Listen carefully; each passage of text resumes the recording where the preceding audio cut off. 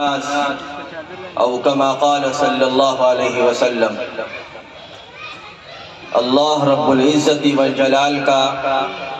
شکر ہے، کرم ہے، احسان ہے کہ اللہ رب العزت والجلال نے ہم سب کو ایک دینی محفل میں بیٹھنے کی توفیق عطا فرمائی۔ رسول اللہ صلی اللہ علیہ وسلم جو کہ اس امت کے سب سے بڑے رہبر ہیں، پیغمبر صلی اللہ علیہ وسلم کے ذات عالی سب سے بڑے قائد کی حیثیت رکھتے ہیں۔ اللہ کے نبی علیہ الصلوۃ والتسلیم اپنی امت کو جا بجا وہ تعلیمات فراہم کرتے رہے ہیں جن پر عمل کے نتیجے میں امت پہلے بھی کامیاب تھی اور آج بھی کامیاب ہے۔ پیغمبر علیہ الصلوۃ والتسلیم نے اپنی حیات مبارکہ کے اندر یہ حدیث پاک اپنے لسان مبارک سے ارشاد فرمائی،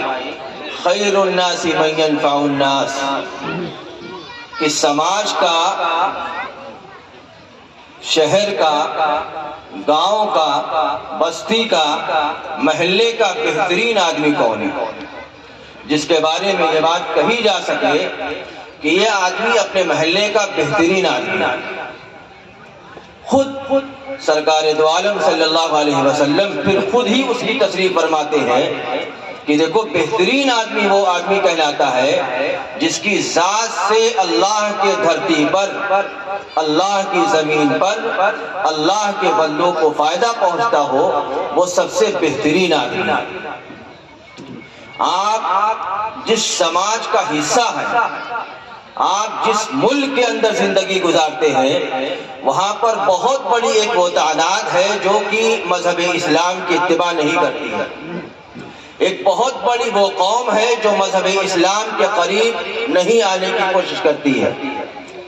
ایک بہت بڑا سماج کا وہ حصہ ہے جو رسول اللہ صلی اللہ علیہ وسلم کی دعوت کو، پیغمبر کے کلمے کو، اللہ کی کتاب پر ایمان نہیں رکھتا ہے۔ ان لوگوں تک سب سے بہترین راستہ ہے پیغمبر کی اخلاق، پیغمبر کی اخلاق کو پہنچانے کا،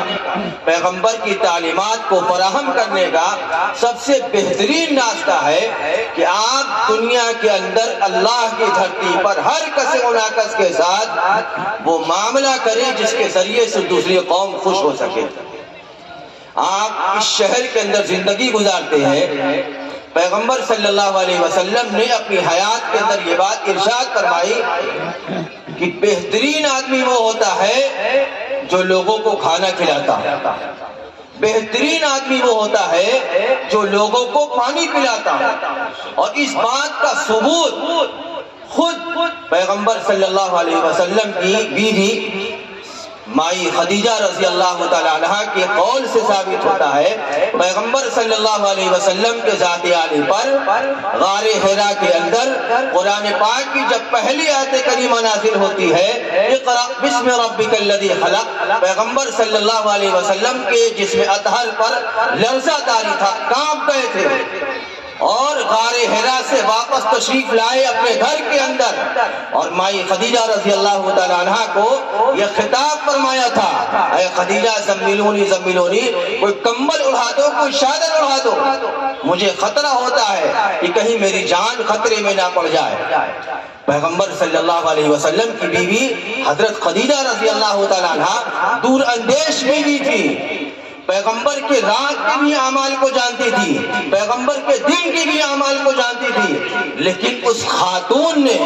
اس امت کی سب سے بڑی خاتون، پاک سیرت خاتون نے پیغمبر کے جو اخلاق اور پیغمبر کو اس وقت جن کلمات سے تسکین دیا ہے، وہ کلمات آب زر سے لکھنے کے قابل ہے۔ پیغمبر کی بیوی اپنے شوہر حضور اکرم صلی اللہ علیہ وسلم کو ان الفاظ میں تسلی دیتی ہے، اے محمد صلی اللہ علیہ وسلم، آپ کے اندر دو تین خصوصیات ہیں وہ خصوصیات ایسی ہے جس بندے کے اندر بھی وہ خصوصیات ہوگی، اللہ رب العزت والجلال پر یقین کامل رکھنا چاہیے، باری تعالیٰ اس انسان کو ضائع نہیں کر سکتا۔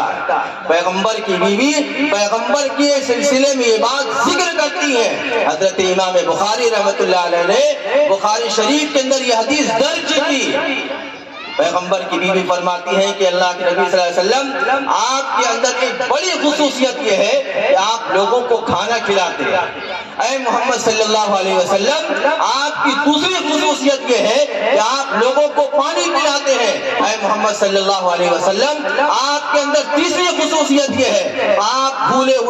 بھولے بھٹکے انسانوں کو سیدھا راہ دکھانے کی کوشش کرتے ہیں۔ واللہ لا یخزیک اللہ ابدا، اے محمد صلی اللہ علیہ وسلم جس انسان کے اندر بھی یہ خوبیاں ہوگی پروردگار عالم اس انسان کو کبھی بھی اکیلا ضائع اور ذلیل رسوا نہیں کر سکتا۔ یہ پیغمبر کی بیوی پیغمبر کو تسکین دے رہی ہے۔ اب پیغمبر کے عمل کو اپنے عمل سے ملائیے۔ آپ جس شہر کے اندر رہتے ہیں ممکن ہے کہ آپ مجھ سے زیادہ حالات پر نگاہ رکھتے ہوں گے، مارکیٹ میں آپ مجھ سے زیادہ سیر و تفریح کا نظارہ کرتے ہوں گے، لیکن اس بات سے آپ بخوبی واقف ہیں دیگر قومیں پیغمبر صلی اللہ علیہ وسلم کی اس قول پر جتنا عامل ہے عمل کرتی ہیں، ہم اور آپ اتنا شاید اتنا عمل نہیں کرتے ہیں۔ وہ لوگ جو اللہ کے نبی کا کلمہ نہیں پڑھتے ہیں وہ کھانا کھلاتے ہیں، وہ لوگوں کو گرمی کے موسم میں پانی پلاتے ہیں۔ ہم اللہ کے نبی کا کلمہ پڑھتے ہیں، پیغمبر کے اقوال پر عمل کرنے کی صحیح کرتے ہیں، اللہ کی کتاب پر ایمان رکھتے ہیں، لیکن ہم پیغمبر کی اعمال کی طرف توجہ نہیں دیتے۔ اس بات کی ضرورت آج کے دور میں ہے کہ ہم غیر مسلم بھائیوں تک جتنا آپ کی اخلاق سے متاثر ہوں گے۔ ملک کے معروف عالم دین حضرت مولانا ابو طالب صاحب رحمانی دامت برکاتہم وہ خود بیان کرتے ہیں اپنے معاملے کو لے کر کہ کلکتہ کے ریلوے اسٹیشن سے وہ خود واپس ہو رہے تھے، رات کے اندھیرے میں غیر مسلم بھائی ٹھنڈک کے موسم میں فٹ پاتھ پر لیٹے ہوئے آرام کر رہے تھے۔ مولانا ابو طالب صاحب کہتے ہیں میری غیرت جوش میں آئی اور ہم نے اسی وقت 2-3 کمبل خرید کر ان کے اوپر صرف اڑھانے کا انتظام کیا، ہم تو چلے گئے، لیکن بعد میں سننے میں آیا اسی محلے کے تعلق سے کہ وہ سارے کے سارے 4 سے 5 لوگ کچھ دنوں کے بعد حلقہ اسلام کے اندر داخل ہو گئے۔ مولانا نے اپنی زبان سے یہ نہیں کہا تھا کہ قل لا الہ الا اللہ دخل الجنہ، مولانا نے یہ بات نہیں کی ان الصلاۃ کانت علی المؤمنین کتابا موقوتا، مولانا نے پیغمبر صلی اللہ علیہ وسلم کے زندگی کا وہ نمونہ غیر مسلموں تک پیش کیا، اس کے نتیجے میں غیر مسلم بھائی حلقہ اسلام کے اندر داخل ہونے پر مجبور ہوئے۔ ہماری ذمہ داری ہے ہم اس سلسلے میں اپنے آپ کو آگے بڑھائیں، جس طرح ہم اپنے پیٹ کو پالنے کی کوشش کرتے ہیں بھی اسی طرح ہم دوسروں کا بھی خیال کرنے کا کوشش کریں۔ اور اخیر کے اندر میں یہ بات کہہ کر اپنی بات کی تکمیل کرتا ہوں، آپ جہاں پر بھی رہتے ہوں، چاہے اس محلے کے اندر رہتے ہو، شہر کے کسی بھی گوشے میں رہتے ہو، اپنی آس پاس والوں کا خیال رکھنے کی کوشش کیا کیجیے۔ کیوں؟ سیدنا حضرت عمر رضی اللہ تعالیٰ عنہ کا پڑوسی جو انسان تھا وہ یہودی تھا، پیغمبر کے دوسرے خلیفہ اور پیغمبر کی قبر اطہر سے متصل جس شخصیت کی قبر ہے وہ سیدنا حضرت عمر بن خطاب رضی اللہ تعالیٰ عنہ کی ہے۔ اور تیسری خصوصیت انا خاتم النبیین لا نبی بعدی، میرے بعد کوئی نبی نہیں ہے، میرے بعد کوئی نبی نہیں ہے۔ اگر نبی ہوتا تو سیدنا حضرت عمر بن خطاب ہوتے۔ حضرت عمر اتنے بڑے انسان، لیکن عالم یہ ہے کہ اپنے پڑوسی کا اتنا خیال رکھتے تھے، گھر کے اندر جب بھی کوئی چیز بنتی تھی تو پہلے اس کے یہاں پہنچانے کا انتظام کرتے تھے، خود بعد میں کھانے کا اہتمام کرتے ہیں۔ ہمارا اور آپ کا عملہ بالکل اس کے برعکس ہوتا ہے، ہم صرف اپنے کھانے کا انتظام کرتے ہیں، اچھا کپڑا پہننے کی کوشش کرتے ہیں، اچھا کھانے کی کوشش کرتے ہیں، اچھی گاڑی سے گھومنے کا ایک لمبی تمنا رکھتے ہیں، لیکن یہ بات کبھی نہیں سوچتے ہمارا پڑوسی اس سے کوئی بحث نہیں ہے کہ وہ اہل ایمان ہے، مسلم ہے، غیر مسلم ہے، یہودی ہے، کرسچن ہے، کوئی مسئلہ نہیں۔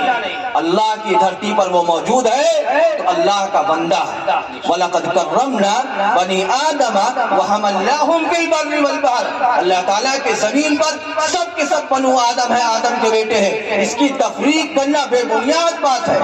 اس لیے اللہ کی دھرتی پر رہتے ہوئے اللہ کے بندوں کو اپنی ذات سے فائدہ پہنچائیے۔ امید کرتا ہوں کہ آپ اس سلسلے میں اپنے آپ کو آگے بڑھائیں گے، غیر مسلموں تک مذہب اسلام کی تبلیغ، مذہب اسلام کی ترویج کے لیے پیغمبر کے اخلاق کو سامنے لا کر پیش کریں گے انشاءاللہ العزیز۔ جس طرح پیران پیر خواجہ اجمیری کے دسترخوان پر اہل ایمان داخل ہوا کرتے تھے تو ساتھ ساتھ غیر مسلم بیٹھا کرتے تھے، وہ وقت دور نہیں، ہمارے اور آپ کے ساتھ بھی غیر مسلم بھائیوں کا بھی انضباط ہوگا۔ اللہ رب العزت والجلال ہم سب کے اس بیٹھنے کو قبول فرمائے، اس ادارے کو قبول فرمائے۔ آپ حضرات نے